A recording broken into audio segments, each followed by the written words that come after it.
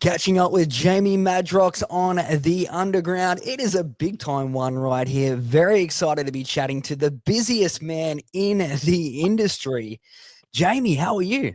I'm doing very well. That kind of introduction. I'm extremely busy. I love that. I'm doing good, man. It's cold as hell here in Michigan. And aside from that, there's a lot of good things happening. It's 2025, kicking off a new year with a lot of exciting things coming out our way via Twiztid in the M&E camp. So we got a lot of good stuff. Yeah, well, you are the busiest man in the industry, I have to say. House of That's right. Krazees 31, the November Brain, more music you don't want to hear from someone you barely like. Welcome to Your Funeral, and that's just the last couple of months and Love it. months to come. How do you do it, man? Like that is a crazy work ethic right there. I don't know. I like what I do. I guess that's probably the best takeaway. I enjoy having the outlet to make music and have it hopefully help other people like it does me. It helps me in a regard to release it, record it, write it, what have you, and then hopefully when people get it, they are able to use it how they see fit to help them. Yeah, I love that right there, man. And before we get onto the new music, I want to talk about House of Krazees, Jamie. Okay. How was it reliving those days from like you're talking like 25 years ago or even further than that? It was fun. It was fun. It was like I wanted to try an experiment because like a lot of times with the stuff that we do, it's hit or miss, or it starts off as a concept, scratch piece of paper kind of idea. But I had an idea and kind of spitballed it to ROC and was like, can you do something with this and that? And then like I think he kind of got the vibe, and I may have slipped up and said Mr. Bones or said pumpkin or something. It was in like the very first 2 or 3 concept ideas, and he's like, "Is this House of Krazees?" And I was like, "It might be." And he just started cheesing and laughing. He's like, "You're crazy. You're nuts, man." I'm like, "I just want to have fun. I think it's cool that that entity." Is something that people who know us like to go back and do like that deep dive, that origin, first appearance kind of vibe. And the people that find House of Krazees are kind of like intrigued how some of the last songs became twisted homages and what have you via Nosferatu and stuff like that. So it's like it has a premise in the world that we exist in, but I think it was also cool to kind of like throw it back to them and be like, for all of you guys that are new, for all the new people that have come over the last 5-10 years, here's something that you may not know about or only heard whispers about, because really and truthfully, when you look for the body of music from House of Krazees, there's not really a lot out there. At least that I've been able to find. The good stuff is really hard to find. There's a few old like demos and kind of shit like that, but so it was a fun project, like being able to go back in and have fun with something that meant so much. Oh man, yeah. And how about the live performance at Frightfest? How was that? It was crazy. It was like reliving history or like some Back to the Future kind of shit. You know what I mean? It was like the looks on people's faces were like, I think people wanted to be there because they knew what it meant. I think some people totally got what was happening, and I think other people were just like, I want to be there because it's history. I want to be a part of that. I want to say that I got to see them do this again. This is pretty cool. Some people like knew like the gravity of the situation. Other people were just like, hey man, it's Halloween. I'm down to get down. Let's rock this motherfucker out. But I think that it's that kind of vibe and that kind of just energy that I think fed to the whole entire 2-night event and made it something extra special. Yeah, man, I love it. And here's a fun story for you. Like, you wouldn't know this, but I kind of helped set up the stage for the House of Krazees. Oh, did you now? Yeah, I did. And with Jim Jobber, Jim's like, man, all you have to do is make sure that this PowerPoint doesn't fall out. And so the entire set, Jamie, I was sitting there shaking because like I mask taped that thing up with. Damn, that's a lot of pressure. That's a lot of pressure to put on you. Now you know what it's like to be in our world. Like one thing goes wrong. I just watched. I don't know if you watched it the other night, but the debut of Raw on Netflix. Oh man, no, I missed it. It was a big in the same regard. It was like they said that the backstage area was high tension because everybody was just hoping everything went off without a hitch. Everything was just smooth sailing, and that's kind of what it's like. I kind of that's what you're talking about. It's that shared experience that everyone who's putting on the show always wants everything to be seamless and smooth and beautiful for all those partaking and watching. But yeah, so I can relate to your heartache there and stress levels. It was very funny. Just I love the show, but I'm there going, man, please don't fall out. got you shook, man. Yeah, no, definitely don't fall out. There's too much riding on this, man. Don't blow this, Ned. I'd be popular, wouldn't I? Now, come on, no more popular than I would be. Come on, you know that. I trip over the power cord, it's going down. They're like, you fucked up. You fucked up. So game over for me, man. All right, Jamie. So 31, is that a once-off? Do you think you'll revisit House of Krazees, or is it too sort of early to tell? Let's say I would say this. If I don't speak for anybody but myself. If I had my way, I would see the House of Krazees would do another record. I think that with their recalibrated reintroduction into what we have and what we do, I think was a nice start. And I think that there's still some ground there that they can cover and possibly, you know, I don't want to go too crazy and say 2 more records, but I would definitely, in my humble opinion, I would definitely see another record out of House of Krazees. Or 3, yeah. No, I'd love to see that, man. But let's switch things up to Twiztid now, because that's. Well, actually, before that, I should talk about more music you don't want to hear from someone you barely like. Greatest name ever. Yes. Tell us about this one, Jamie. With that and November Brain are kind of like 2 records that kind of go in tandem. November Brain was kind of like the mixtape and the kind of the idea that kind of put everything in motion. And More Music is just that. I didn't want it to stop when I was done with the mixtape, and I had more songs that were even more personal and like things that just like the whole entire writing process was a concept of trying to write down songs that are necessarily making music for myself. A lot of people go into endeavors and it's like, who are we making music for? Are you making it for you? Or are you making it for me? Am I like, this music was for me? And again, I hope very, very seriously, I hope that everyone can use it and find their way through it and make out of it what they will, as they usually do. I trust everyone to be pretty receptive on listeners and to be able to find shared spaces, so to speak, in common stuff in lyrics and stuff like that. But like it's basically for me. So it was therapeutic in the regard of being able to put this body of work together. And then when it was done, I just think that the way it's all part of a process of stuff that I'm trying to do to try to re-put my musical and my digital affairs in order. I'm trying to put everything proper the way that it should be. I've noticed as an artist and looking back, a lot of things that I have in my own personal catalog are not proper. So I'm trying to get that and situated for the future. And much like everything, it's baby steps. You got to get stuff in the go. So I've chosen to take these, that record specifically, More Music, as a starting point to try to get my digital stuff and affairs all in line and get my music so that it can be more ready to the people who want to hear it and not so incredibly hard to find. Yeah. And I guess that's amazing to hear there. So this is just the start of things to come, you're saying, Jamie? Oh, for sure. Yeah. November Brain won't stream, but More Music will definitely be streaming on release date. And I'm expecting it to be work. Happy work that I'm excited to do, but in building what I'm doing with that. So I don't expect it to be, nothing easy or nothing like that. I'm definitely fighting for attention and would like to hope that if I do attract someone's attention, that it was worth their while.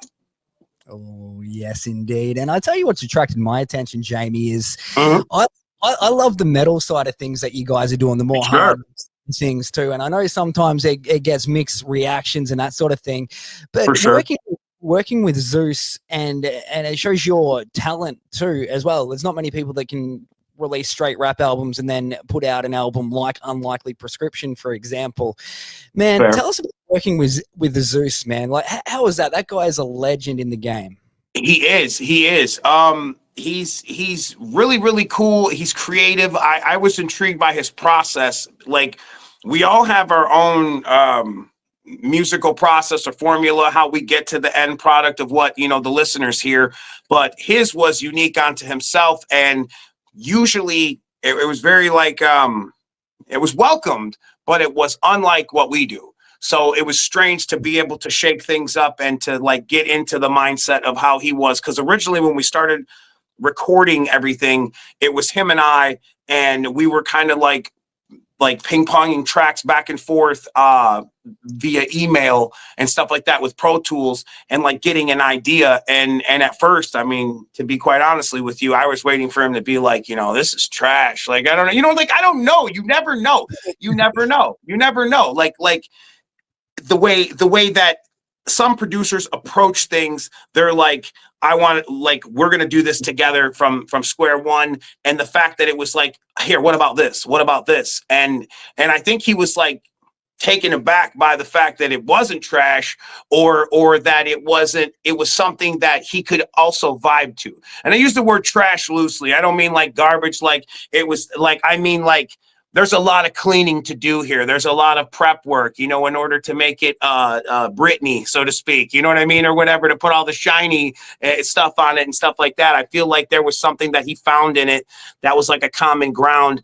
And him and I then built off of those initial 2 or 3 songs and tried to build a sound for and flush out the album. And I feel like we did a good job. I feel like for what it was worth, I mean, for like it being a creative venture, working for the first time with a person I've never worked with before in my life, I feel like we did a really, really awesome job. And I'm excited for everyone to hear it. I know you guys have heard like a few of the songs that were released single wise and whatnot. And I know for a lot of people, it's a lot different than a lot of other material. But for those who truly know Twiztid at their core, you know that we always try to stay 5 steps ahead.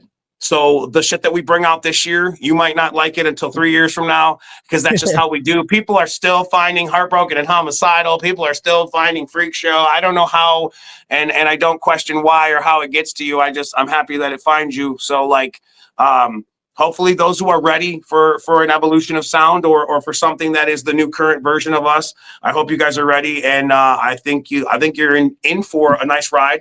And for those who aren't ready for that, give it a chance, because at the root, it is very twisted. That was one of the other things that was really fun about doing the record, is like trying to go back and literally find ourselves inside of the product, because a lot of the times we were going for something and it took like it took our homie Ryan to like kind of curve us back and be like, hey man, you're getting away from what makes you. And those are like really, really like eye-opening terms and words when you're trying to create a body of work that's new and you're trying to go places you haven't gone before. You don't necessarily want to go back where you've been. Does that make sense? Yeah, it does. Kind of. I mean, it's kind of like it's a bit confusing, but in an essence, to try to find a new sound and create further ventures for the band. It was also cool to get back to the root of what made the band, hardcore, face punching lyrics, that are aggressive and double time shit. And, just what we do. So at the core of it is that as well, with a lot more kick ass behind it. Yeah, most definitely. It is, man. Zeus is crazy, man. Zeus has got power. We'll leave it at that. Oh, yes, he does. And he does. Are you a fan of Korn, Jamie? I am indeed. Indeed. Let Me Go has got very Korn vibes to it. It's on one of my lists. I'm like, man, that is crazy. It's got like a Korn sound to it. Yeah, no, we've been fans of Korn for decades. You know what I mean? Like we go all the way back to the Chutes and Ladders and shit. You know what I mean? Like we've been down forever. But like I get what people say about that because I feel like it's the guitar tone that's in the beginning of it. But I love that. I mean, to me, that's a compliment because like those guys are awesome. So you're not comparing us to something that's not awesome. You're comparing it to something that's awesome. So like I love that. And hopefully if that's something that it takes to open your ears or your eyes to us, then let it take place. Yeah, and here's something that I find interesting. Like, you guys were sort of making your waves in the late 90s, early 2000s, and that's when the whole new metal vibe was really kicking off. So you've got your bands like your Corns, your Limp Bizkits, and all that sort of thing. So you're sort of going head to head with them at the moment, at that point in time. But now, sort of they're doing the same thing as them. So you're like, it's kind of like you're meeting, like, you're about to tour with Static X. I think it's an amazing how you can venture into both worlds. I think as far as it goes, I think that I am over happy that we are still given an opportunity to still be able to continue to do what we do and what we love. I think that's the biggest takeaway. And I think that it's also awesome that the opportunities that we're given actually resonate with the people. Like, we've been added to a few lists, playlists and stuff like that, and the numbers of the streams and the activity of just people like, listening to the song or playing the video, or Octane was even spinning Dance on My Grave for a while. It's like those type of bless ups and come up, it's to me, don't go unnoticed. Oh, I totally noticed, because from the perspective of a band like us, those are the type of things that we aspire for. We've been aspiring for, to try to reach those platforms, to reach more ears and eye holes and so on, to like, because that's what we do. We've been saying that since we started this. The more people we reach, the more people we can help. We keep doing this, and people that keep saying, oh man, your music saved me, your music saved me. Well, imagine if more people were able to get it. It's like having the cure for cancer. You know what I mean? We've said that a million times, and it's like, I still believe that at its root and at its core. I just feel, like I said before, that there's more work to do. And I'm blessed that we have time and the availability in which to do the work. Yeah, 100%. And what do you think it is, Jamie, that how do you think you're being embraced more so now? Because like, I've obviously been a fan since the late 90s, and I remember the first time you went on Warped, you weren't like well received, but then a couple of years ago, they embrace you. What do you think the difference is between back then to now? I think that a lot of the stigma that came around and that was surrounding and dealt with the culture played a part in a lot of that. How the outside world viewed our scene, our culture, how we carried ourselves, how we spoke, as something that was, I mean, we basically said fuck everybody, and then we were wondering why everybody was mad. I mean, take that into consideration. I mean, no one will say that because it goes against all their bullshit, but at the end of the day, that is what happened. We said fuck everybody, and then we were like, why are they mad? Like, well, that's what happens. You say fuck MTV, and then you wonder why MTV doesn't play your music. I mean, it's a conflict of interest to anybody who would be like, hey, that's not how it's ran. That's not how you do that. So I feel that all those very years building up that, whatever that was, and then to all stop and then now say, oh, well, wait a minute. We actually do want you to listen to us. We do, want you to share us on your platform, because when you do, or when others do, it exposes us to so many more people that are like, yo, where the fuck have you been? Like, when we went back on the Warped Tour for that second time, so many people were coming out of the woodworks and like, I haven't seen you since Wicked Clowns from Outer Space. I haven't seen you. And I'm like, my God, dude, where have you been? Do you not have the internet? And it's like, okay, we all have the internet and we all have phones and whatnot, and that's so true. But how many times of the day do you just stop and be like, what the fuck did I used to listen to 3 years ago? Let me Google and see what those people are doing. Because time changes, people changes, and that's just how life goes. And I'm okay with that, and that's just how it is. Even if I'm not okay with it, it's going to be what it is. But that said, I am okay with it, but I understand that, and I think that's what happens, as I think that the further away and farther away you get from people, whether it be in their ears, their eyes, their attention span, you fall to this area where it's just not that important. And sooner than later, it just becomes a memory in the rear view as you're going forward. And I think that has been our hardest job over the last decade, is to try to stay prevalent inside of everyone's mind. And I don't think anyone who knows us or sees us doing everything that we're doing can't say that we haven't done everything in our power to try to continue to stay in everyone's mind, because this is absolutely what we want to do. And I think it shows. But that said, I really, it's not that hard to understand how people can just be like, out of sight, out of mind, man. I haven't seen you in ages. Fuck you been up to? Oh, you have a new record out? Well, that's crap. I haven't checked for you. I don't know. Because, hey, I want your attention.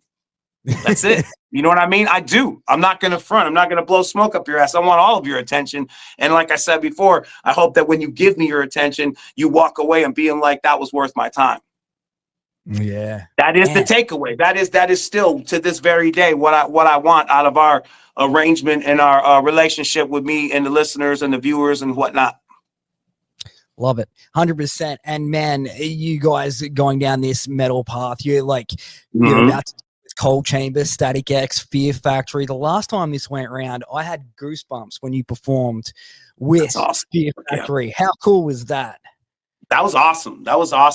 Dino and Milo were just like super duper cool, very welcoming, and just to, again, like it's another one of those vibes where it's like everybody's standoffish, and like once we met Dino, it was like, oh man, you're cool. Like, man, these guys are awesome. Like, I felt like we've known them forever, and we literally had met for like 4 hours. But it's like they're that type of people, and you start to see how many more people are like that in this industry, and it kind of puts you in check in a regard of maybe if you didn't come off in that way, people wouldn't be like, hey, well, I ain't fucking with them. I don't want that smoke. I'm good. I ain't fucking with them. As opposed to being like, yo, what's up, man? I'm Jamie from Twiztid. Like, oh shit, I thought you were going to be an asshole. They were going to headbutt me and tell me to go fuck myself. I mean, I might have. You might have caught me on a bad day. I might have, but I'm not trying to be like that.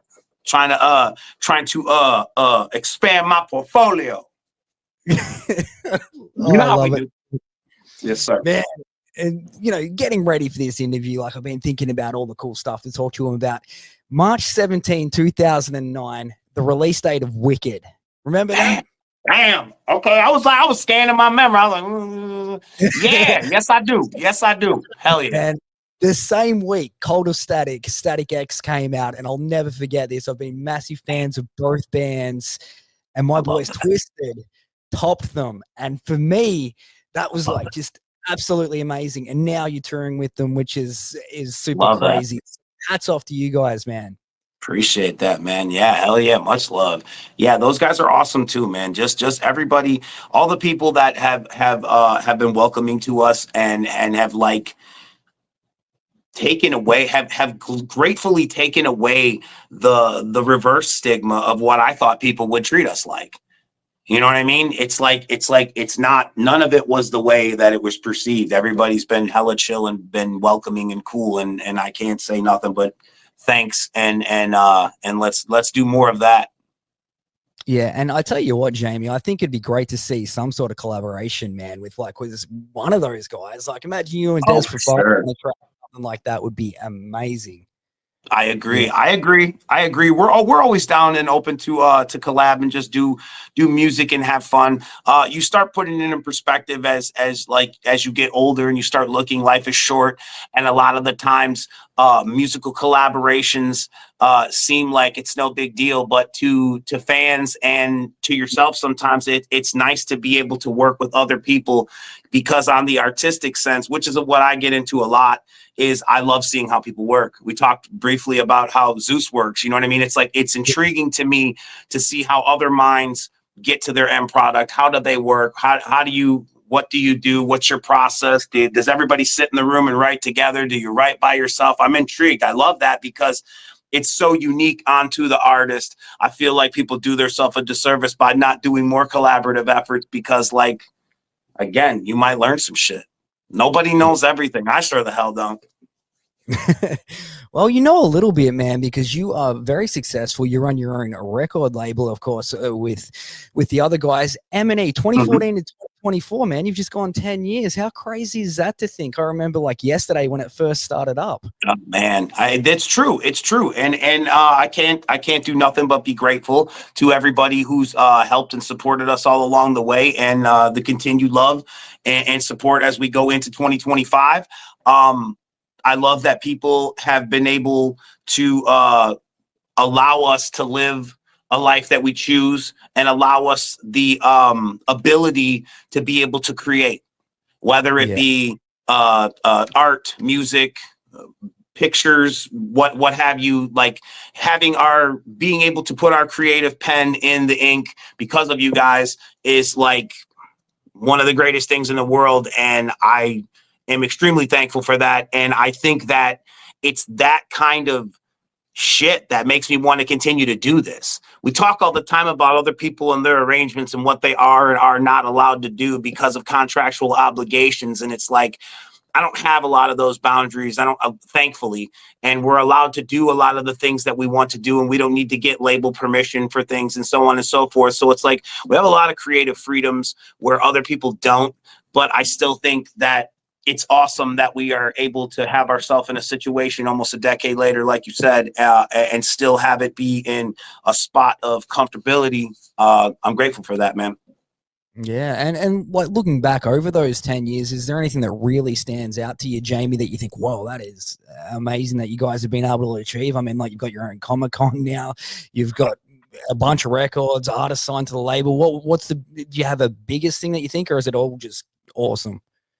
I mean, I don't want to just glaze over everything and say it's all awesome. I think that there's been a lot of milestones. I mean, like the tennis shoe, the Funko Pop, you know what I mean? There's been a lot of milestones that us just as collectors and fans of stuff ourselves that we have been like extremely honored with having those type of things, like being able to, we even made our own toys, that kind of stuff, like just the availability to be able to facilitate the ideas we have without having to go through channels like other people would. We facilitate it, we make it happen. I love that about us. I love that we haven't lost that. Astronomicon, another big milestone. I mean, it's still going, we're still doing it, we still got guests going. I mean, it's like these are things that seem like when you blink they were only yesterday, and all this time later,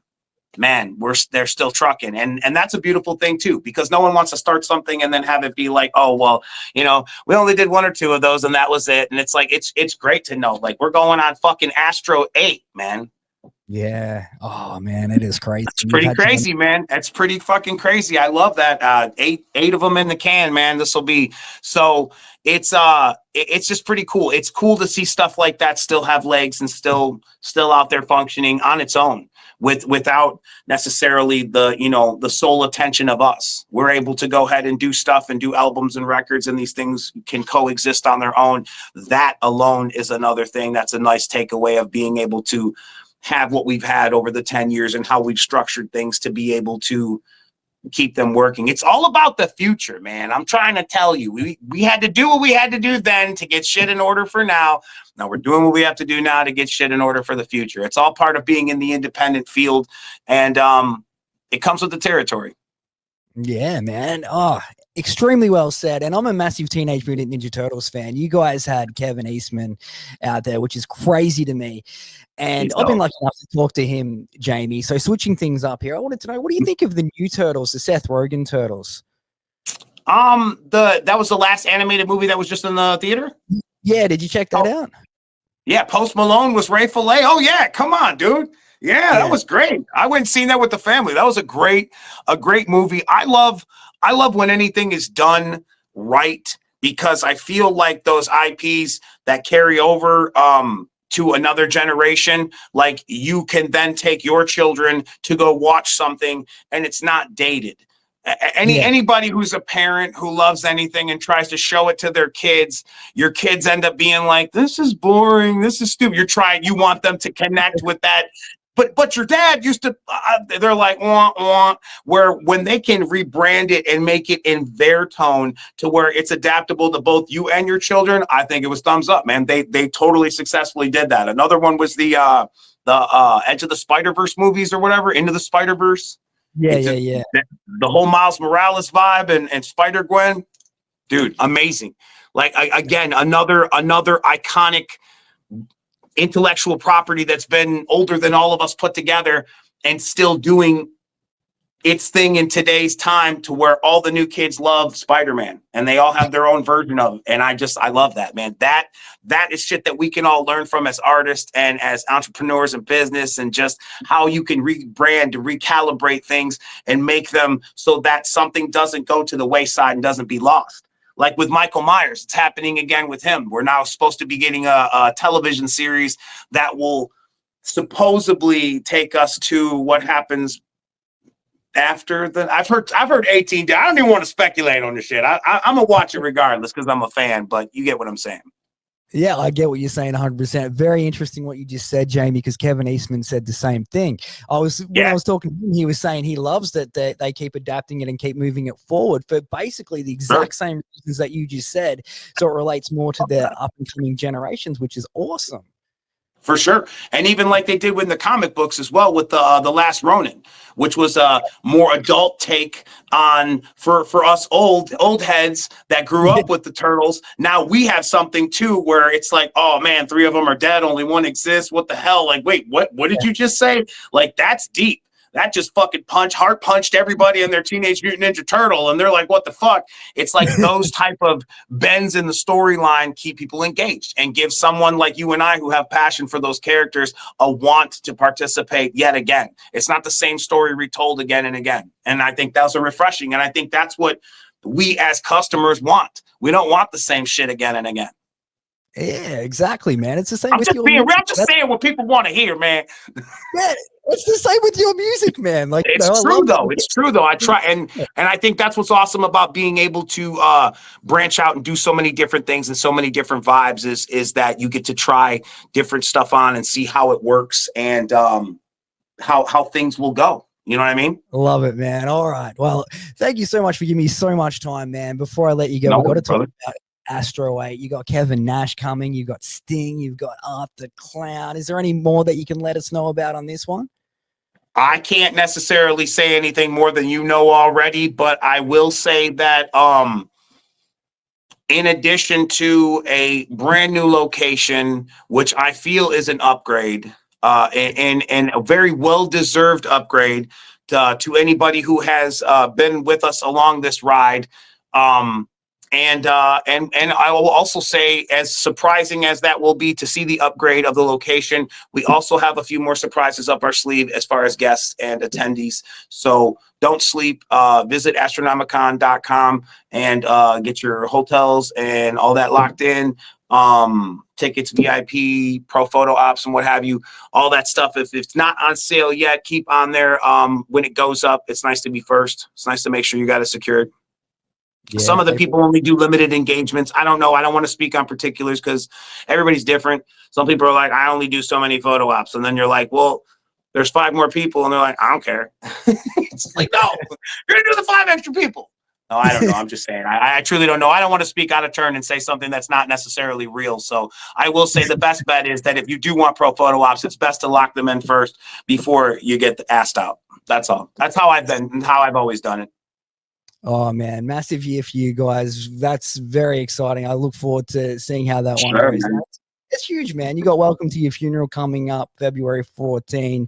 You've got the 2 new solo albums, the new metal tour, which, man, that is like my dream lineup right there.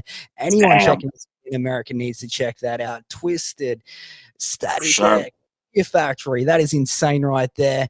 Of course, Freak Show, 25 years in October, man. I still remember when that came out like it was yesterday too.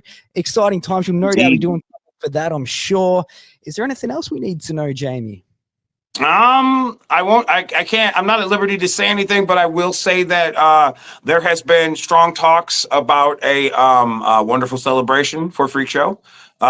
Keep your ears to the grindstone for that. again, a wonderful record. And it seems like you're absolutely correct. It seems like it was just yesterday, but time keeps on flying. And I love that we are able to go back and celebrate some of the milestones that where we all came together, or more importantly, where people came on, because it's like everybody came on at a different record, and that record is like it's your first kiss or your first piece of ass. It's important to you. It's in here. It's in your heart, and I know that, and I love that, and I love that when we're able to do that. Like we did that not too long ago for Green Book, and that was like a great experience, and just seeing people's faces and stuff like that. So it makes it all worth it. So I can say that very confidently that there are conversations going on for Stuff for Freak Show. Yeah, nice, man. Last question on the Freak Show side of things. Do you still want to be Batman, Jamie? I do still want to be Batman. I don't know that I want all the the intangible shit that comes with it.